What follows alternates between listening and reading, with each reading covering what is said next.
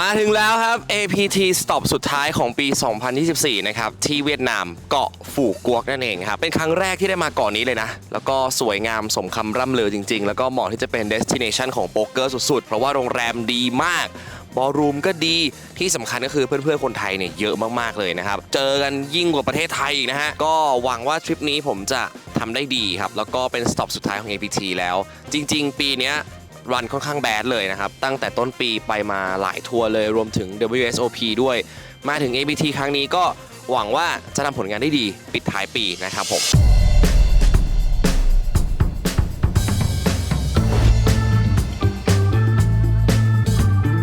ก็มาลง No Limit Hold'em นะครับค่าสมัครประมาณ$500ตอนนี้มี starting stack ยังไม่ค่อยมีแฮนด์เล่นนะครับเกมเป็นเกมของความอดทนอยู่แล้วเราก็อดทนรอสปอตดีๆนะครับรอจังหวะแล้วก็เล่นแฮนด์ by แฮนด์ไปไม่ต้องรีบนะครับบางคนอาจจะแบบว่าเฮ้ยมีน้อยกว่า starting stack ต้องแบบ rush แล้วต้อง rush ตัวเองเร่งจังหวะตัวเองไม่จำเป็นนะฮะเล่นตาม stack ที่มีเล่นตามไพ่ที่มีครับ play your hand well and rightครับผมแล้วก็มาถึงแล้วนะครับที่ฟูกัวครับ APT ทริปนี้เป็น APT ทริปสุดท้ายของปีนี้แล้วครับก็รู้สึกว่าทริปนี้มีคนไทยบินกันมาเยอะมากนะครับตั้งแต่ไฟล์ที่บินมาบนเครื่องเนี่ยมีคนไทยผมเจอประมาณแบบ10-20 คนได้เลยก็ทริปนี้หวังว่าคนไทยจะทำเงินรางวัลกันได้เยอะๆนะครับเป็นกำลังใจเชียร์ให้คนไทยด้วยนะครับทุกคนตอนนี้อยู่ในรายการNo Limit Hold'em นะครับก็ตอนนี้ดับเบิลอัพขึ้นมามีประมาณ 50,000 ชิปนะครับ Average อยู่ที่ประมาณ 35,000 นะครับน่าจะเล่นได้ยาวๆครับผม Feels good. We love to play poker, right? But the weather is very hot.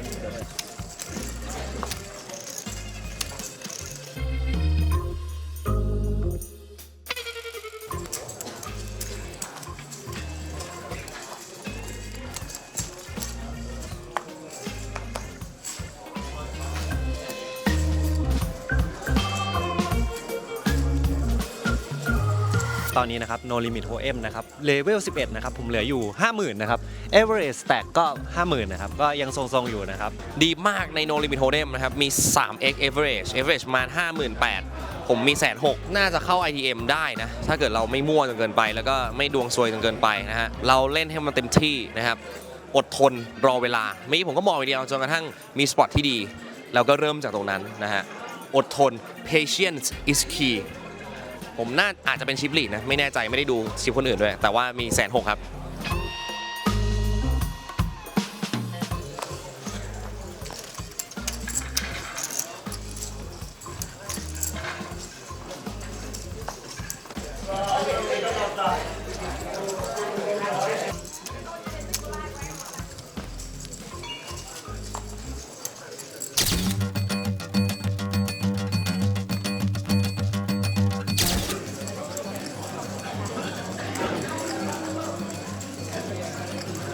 ก็รายการเมื่อกี้นะครับหลังจากที่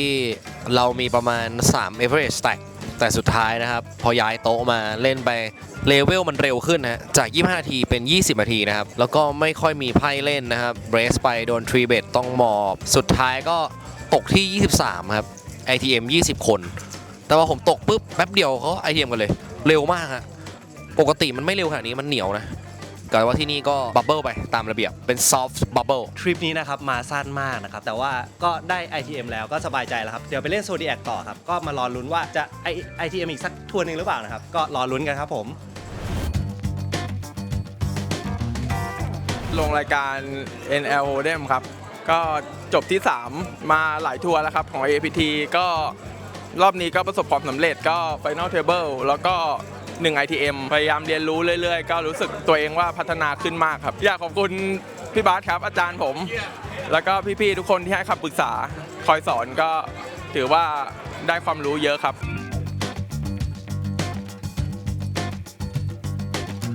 เพราะเวลาเราจะโดนพวกแบบเราวิดีโอเหนื่อย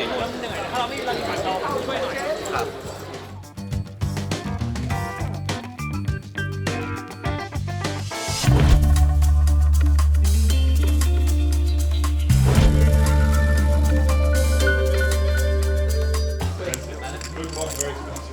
Sorry.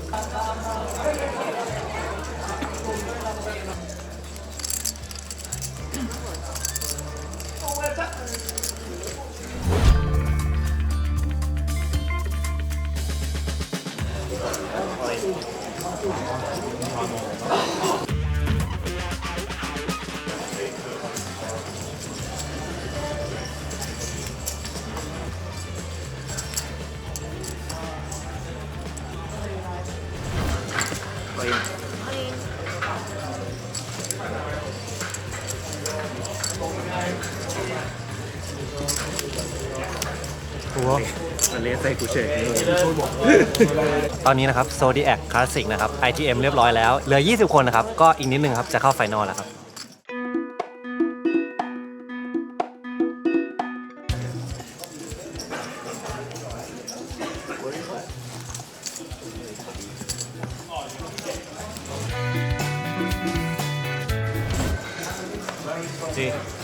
Let him man have a real of me.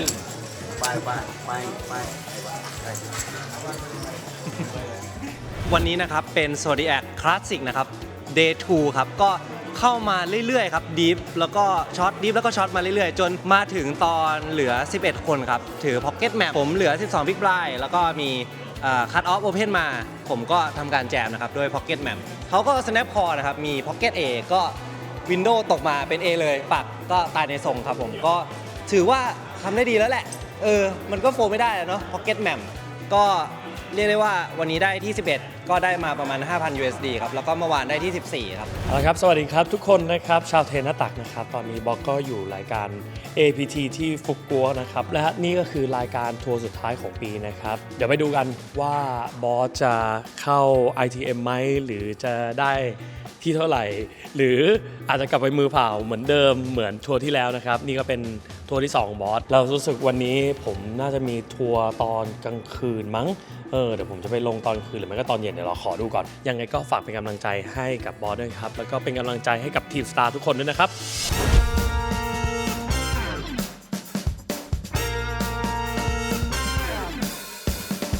ตอนนี้ก็ลง TikTok Boom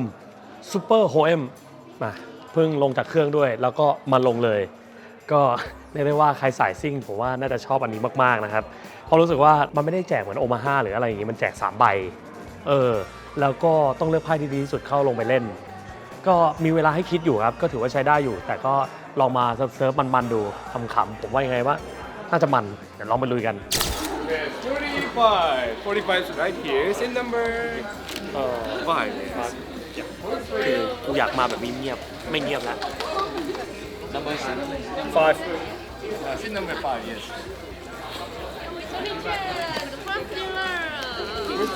Oh! Pick the Kun first dealer.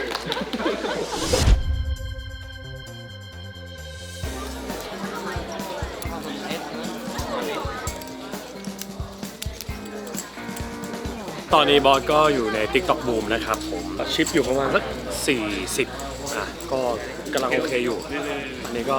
เดี๋ยวดูเรื่อยๆก็พยายามสู้ๆครับอยากได้แชมป์หนึ่งก่อนกลับบ้านเอาให้ลูกสักหน่อยนะ โอเคครับเดี๋ยวไปลุยกันต่อโอเค let's go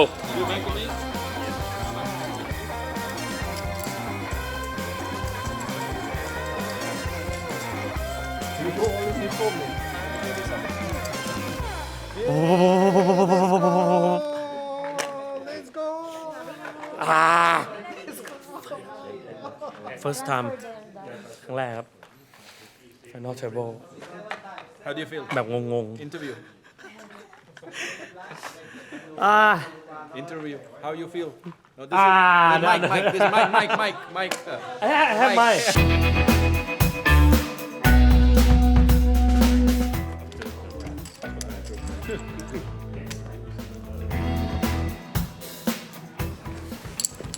If it falls to me, sorry, I have to go blind, okay? let's go boy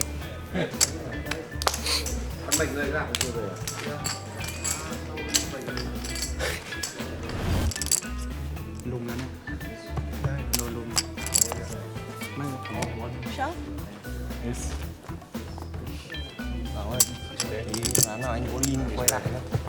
một số ngày chết ครั้งแรกกับ Final Table นะครับเรียกได้ว่าแบบตื่นเต้นมากตื่นเต้นแบบหัวใจจะหลุดพอลงไปนั่งปุ๊บมันหนักกว่าเดิมอีกแต่พยายามมือไม่สั่นอยู่แล้วถือว่าโอเคอยู่แต่ทุกอย่างก็นั่นแหละครับก็ครั้งนี้ เป็นทัวร์ที่ 2 อีกแค่คนเดียวอีกคนเดียวจริงๆคนเดียวแบบแพลนไว้ว่าเซฟสแต็กเพื่อจะเข้าไปใกล้ๆให้มากที่สุด ITM เพราะว่าเห็นคนข้างหน้านะถัดไปว่าถ้าไม่มีอะไรผิดแผนน่าจะติดแต่ล่วงครับ รอบหน้าเจอกันใหม่ เอาไม่ได้แน่ต้องเข้า ITM ไม่ได้แน่นอน ครับสวัสดีชาวเทนนิสตักครับผมบินมาถึงแล้วนะครับเวียดนามฟูกวกนะครับผมกับรายการ APT 2024 นะครับผมวันนี้ก็ทีมสตาร์พร้อมแล้วนะครับที่จะปะทะกับผู้แข่งจากทั่วโลกเลยนะครับและรอบนี้นะครับผมเป็นทัวร์สุดท้ายของปีแล้วนะครับยังไงเนี่ยเดี๋ยวมาติดตามกันนะครับผมว่าผลงานของทีมไทยเนี่ยจะเป็นยังไงกันบ้างนะครับผมก็อย่าลืมติดตามทางเทนนิสตักได้เลยครับ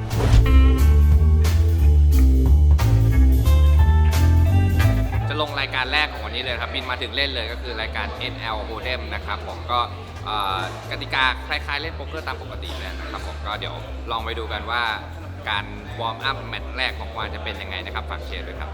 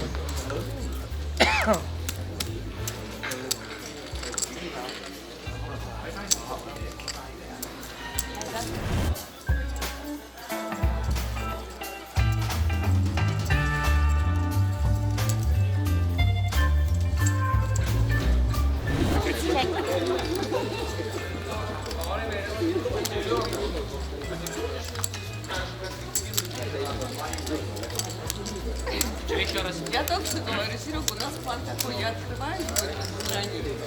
мы сделали план. Заходи, нихуя, какая идея мне нравится.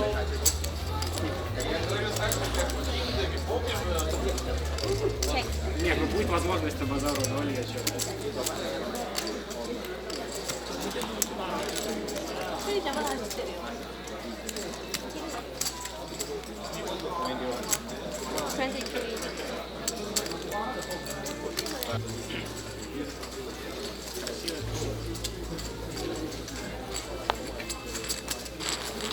Châu Á khí và mình quá trời luôn Á bài.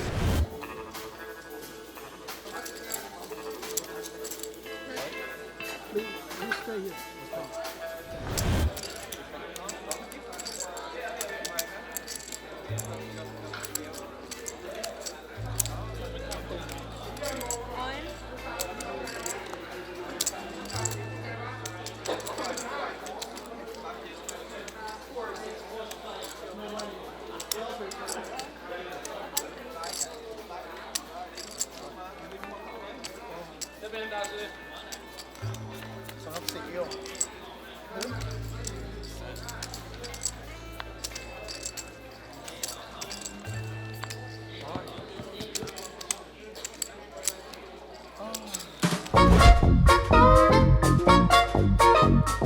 ครับผมวันนี้ พาพี่เพลงมาเปิดหูเปิดตาครับผมก็ชวนพี่เพลงลงเป็นทีมอีเวนต์นะครับผมเป็นเล่นคู่เป็นทีมนะครับผมเอาจริงๆคือไม่รู้กติกาอะไรเลยเดี๋ยวไปลองดูว่าเป็นยังไงพี่เพลงเป็นไง ก็เห็นเขาบอกว่าถ้าอยู่คู่กันเป็นคู่สุดท้ายจะได้โบนัสด้วยก็เลยอยากลองดูสนุกค่ะ อันนี้เป็นอีเวนต์ที่เท่าไหร่ของพี่เพลง อีเวนท์ที่ 2 ค่ะ เพิ่งเคยครั้งที่2 ใช่ ครั้งแรกเล่น ครั้งแรกเล่นที่ไต้หวันฟูเมนอีเวนต์ โอเคครับผมยังไงฝากเชียร์เรา2คนด้วยนะครับผม Can you go table 26, number 3? That one. 26 And you go to 21. สวัสดีค่ะ สวัสดีแฟนๆ ชาวเทนนิสตักนะคะ ตอนนี้หวานก็มาถึงที่ฟูกวกเรียบร้อยนะคะ พร้อมแล้วค่ะที่จะลงแข่ง APT ฟูกวก 2024 ค่ะ ซึ่งไม่ได้มาคนเดียวนะคะ ที่มากันไปแล้วเนี่ยก็ทีมสตาร์ของเราเนี่ยมีพิษมาแล้วพี่กวางมาแล้วนะคะ และเดี๋ยวก็จะตามกันมาอีกเพียบเลยนะคะ ไม่ว่าจะเป็นอาไทย 5 นฝนนะคะ บอกเลยว่าครั้งนี้มันแน่นอนสนุกแน่นอนนะคะแล้วก็จริงๆฟูกวกเนี่ยไม่เคยมาเลยนะถือว่าเป็นครั้งแรกและที่สำคัญเขาบอกว่าครั้งนี้คนไทยเยอะมากจะเป็นยังไงไปดูกันเลยค่ะ วันนี้เป็นโฮเดมทีมอีเวนต์ แท็กทีมฮะวันนี้ ใช่ แท็กทีมกับพี่หวาน ใช่ค่ะแท็กทีมกับสมาร์ทค่ะ ก็คือต่างคนต่างเล่นพี่หวานก็เล่นสมาร์ทก็เล่น พอเสร็จแล้วปุ๊บพอถึงอีกเลเวลหนึ่งเราจะสลับสแต็กกันเล่น ผมจะไปนั่งตำแหน่งพี่หวานสเต็ปพี่หวานก็จะกลับมานั่งตำแหน่งผม โชคดีของหวานเนาะ เสร็จแล้วก็เล่นกันไปเรื่อยๆนะคะพอถึงคนหนึงตกปุ๊บอีกคนก็ยังต้องยืนรออยู่ เพื่อจะสลับตำแหน่งกันเล่นนะแล้วพอไปถึงไฟนอลเราตอนนี้เราไม่ได้พูดถึงเบื้องต้นแล้วนะคะ เราคิดไปถึงไฟนอล Table พอถึงไฟนอลเทเบิลเราจะเข้าไปทั้ง2 คน ถูกต้องถูกของน้อง ใช่ไหมพี่ ใช่สิ เสร็จแล้วเราจะสลับแบบเว้นที่หนึ่งนะคะ ในการที่เราจะเล่นด้วยกันนะเรามาเครื่องเดียวกันนะคะ เราก็จะ เรานั่งหลังกันติดกันเลยครับ มันเป็นคล้ายๆกับทีมแบบฟ้าประธานอะวันเนี้ยนะดูทีมฟ้าประธาน ผมฝากพี่หวานดูแลผมด้วยครับ อะไรพี่ต้องฝากน้องดู ไปดูกันค่ะว่าเราจะโม้เก่งขนาดไหน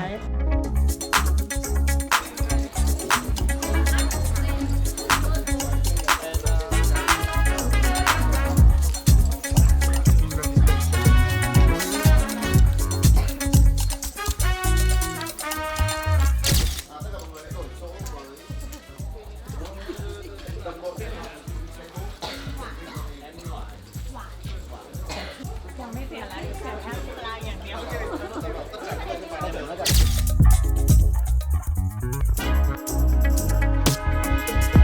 ตอนนี้นะฮะเท่าที่ผัดกันเล่นมา2 สเต็ปจะมีสเต็ปหนึ่งที่แบบว่าเยอะกว่าเอเวอเรสต์นิดหน่อยแล้วก็สเต็ปหนึ่งเนี่ยไม่มีไพ่เลยค่อนข้างช็อตแล้วก็ผัดกันหาไพ่สุดท้ายได้ออลอินไปแล้วก็ฟลิปไปแพ้ใส่กันเพราะว่าโลมากๆแล้วเล่นกับใครไม่ได้เลยเดี๋ยวจบเซสชันนี้แล้วได้ผัดกันเล่นแล้วทีนี้ผมต้องไปนั่งเล่นสเต็ปใหญ่ของเราหวังว่าจะไม่ทำให้พี่กวางผิดหวังมีเท่าไหร่อันนี้สเต็ปเป็นเอเวอเรสต์พี่น้อยกว่าเอเวอเรสต์แค่1,000 เดียว 38,000 ครั้งแรกเลยอ่ะไม่เคยเล่นทีมมาก่อนสนุกเนาะ สนุกมากมันได้แบบช่วยกันคิด ใช่ใช่ ผัดกันเล่น แล้วก็ระหว่างเราก็จะมีโค้ดลับในการที่แบบเราทำงานกันเป็นทีมอะค่ะหวานรู้สึกได้ว่าเกมเนี้ยมันทำให้จากคนไม่รู้จักกันก็กลายมาเล่นด้วยกันแล้วก็แลกเปลี่ยนเขาเรียกว่าเทคนิคการเล่น เพราะเรามีทั้งผู้ชายคนวัยกลางคนแล้วก็ผู้หญิง แล้วก็มีทารกมีฝาแฝด มีประตูไม่กองด้วย มีประตูไม่กอง สนุกมากครับหรือว่าตก ใช่ ที่30 คนจาก 54 คน ถือว่าโอเคนะคะ แล้วเดี๋ยวพรุ่งนี้น้องก็จะไปลงเมนอีเวนต์หมาก็จะไปลงวูแมนซีเวนต์นะคะไงก็เอาใจช่วยพวกเราในวันถัดๆไปด้วยนะคะ วันนี้ถือว่าเยี่ยม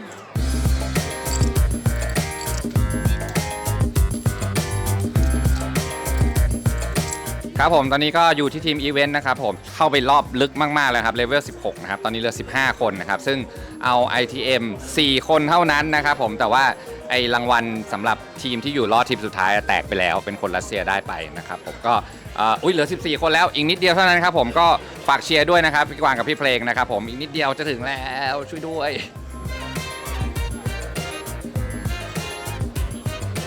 จบแล้วครับผมก็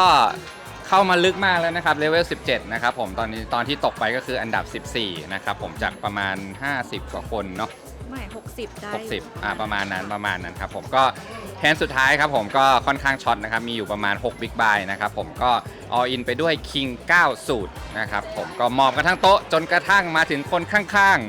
รับด้วย Ace 8 Off สูตรนะครับบอร์ดโบเกี้ยงไม่มีอะไรเลยครับผมก็เลย Ace High กินไปนะครับผมก็โอเคทำได้ดีที่สุดเท่านี้ครับผมวันนี้ก็พาพี่เพลงมารอบลึกเลยทีเดียวสนุกมากเพลงชอบมากพี่ว่านี่เพิ่งเคยเล่นทีมครั้งแรกทั้งคู่เลยนะครับผมก็อย่างกวางว่ามันสนุกตรงที่ว่ามันแบบได้ปรับเปลี่ยนคนนะคือแบบเราเจอคนกลุ่มนี้อีกแป๊บนึงเราถูกย้ายไปเจออีกกลุ่มนึงก็คือได้ปรับเปลี่ยนอารมณ์กันบ้าง แล้วก็อย่างช่วงที่ถึงแม้จะแตกไปแล้วขาหนึ่งนะมันก็ยังมีแบบเหมือนโอกาสให้เราได้ออกไปพักบ้างไปทำอะไรบ้างแล้วก็กลับมาแบบเฟรชได้เล่นต่ออะไรเงี้ยสนุกดีเหมือนแบบเรากำลังล้าฝากเพื่อนเล่นต่อหน่อยอะไรเงี้ยได้ถ้าแบบพี่กวางเล่นแรงแล้วเพลงเล่นเบามันก็จะได้แบบบาลานซ์กันอะไรอย่างเงี้ยบางช่วงอะไรอย่างเงี้ยค่ะแล้วก็มาเจงที่กวางเล่นแรงนี่แหละครับผมขอบคุณมากครับ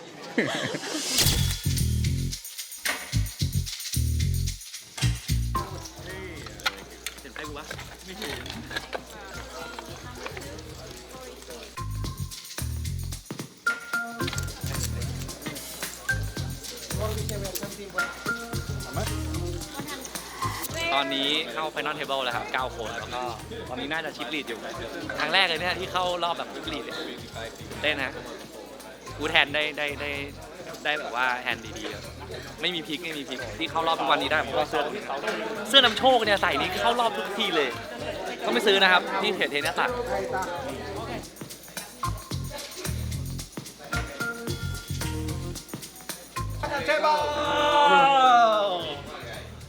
Thank you.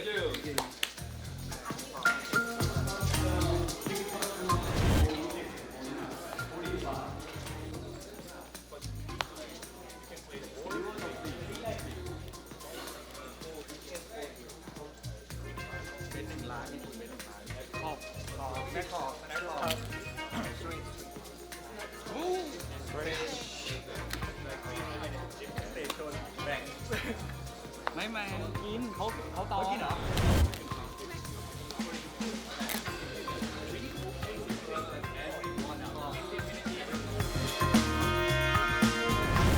คิง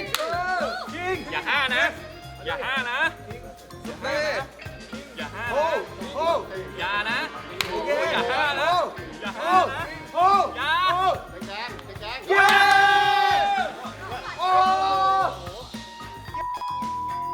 ปัดผู้ก้าวกับหน้าลองเก่งเว้ยลองเก่งโอเค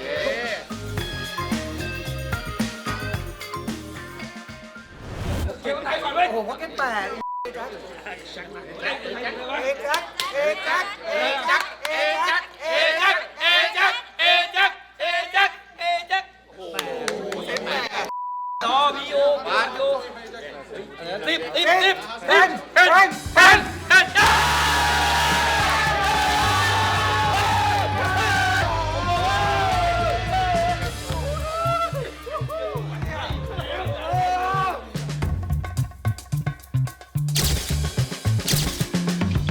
ยังตื่นเต้นไม่หายเลยคือไม่คิดว่าจะได้แชมป์อะก็เล่นมาเรื่อยๆเล่นมาอันนี้น่าจะเป็นอีเวนต์แรกที่ไม่ใช่เทอร์โบอะก็เลยมาลองเล่นตั้งแต่ 11 โมงถึงแบบตี 2เงี้ยเมื่อวานแล้ววันนี้มาเข้ารอบก็ต้องตื่นตั้ง8 โมงแบบยังไม่นอนเลยแล้วตอนนี้จะเที่ยงคืนแล้ว2 วัน24 ชั่วโมงก็หนักอยู่แต่ก็คุ้มตอนแรกง่วงแล้วพอได้เข้ารอบ Final Table นี่หายง่วงเลยสนุกครับแพนสุดท้ายเหรอคือก่อนหน้านี้แพนที่2เลยคือพอเฮดอัพปุ๊บแพนที่2เนี่ยเราถือคิงแมมแล้วเราชิปนำอยู่แล้วเขาคู่5ใช่ไหมแล้วเขาเปิดรันเนอร์สีเท่ากับชิปเราเหลือนิดเดียวอ่ะเหลือแค่แบบว่าเขาสมมติว่าเขามีมันเต็ม10ใช่ไหมเขามี9เรามี1แล้วก็ค่อยตีขึ้นมาจนเรามีประมาณ6แล้วเขามี4อย่างเงี้ยแล้วก็แฮนด์สุดท้าย all in ด้วย A Jackเปิดมาเขาตอง8เลยแล้วเราก็รันเนอร์ใส่เขาคืนเราเป็นสเตจตกที่ใบสุดท้ายที่ลุ้นกันนะถ้าดูในคลิปลุ้นกันเปิด10ก็คือเราเป็นสเตจแล้วก็รันเนอร์ใส่เขาคืนแล้วก็ไม่คือคิดว่ายังไงก็แพ้แล้วคิดว่าแบบถ้าจะกลับมาใหม่คงยากแล้วมันต้อง10 ใบเดียวแล้วก็เปิด10มานี่คือแบบยังช็อกไม่หายเลยต้องขอบคุณอาจารย์โอครับสอนมาดีเขาติวให้เขาโทรมาติวก่อนด้วยนะนี่แต่เขาไม่ได้ติวเขาคงไม่คิดว่าผมเข้าเฮดอัพมั้งเขาไม่ได้ติวผมที่วิธีเฮดอัพเลยเขาติวผมตอน Final Table ได้แล้วก็นี่ครับขอบคุณเสื้อตัวนี้ครับเทนหน้าตักเทคโฮเดมครับถ้าอยากได้ก็ไปที่เพจเทนหน้าตักเลยครับใส่แล้วมีแชมป์นี่เมื่อวานก็ใส่นะวันนี้คิดว่าใส่แล้วโชคดีเลยใส่มาอีกแล้วเลยได้แชมป์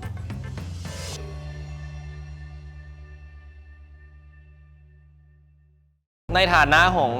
เทนหน้าตักทีมสตาร์กัปตันก็ต้องมาลงเมนอีเวนต์อยู่แล้วผมในฐานะลูกทีมสตาร์นะครับก็ต้องมาลงเมนอีเวนต์ถูกต้อง น้ำตาจะไหลหิวข้าวแล้วก็เป็นการ ITM ในเมนอีเวนต์ครั้งแรกของฝนนะคะ ชมเลยครับเสมอครับ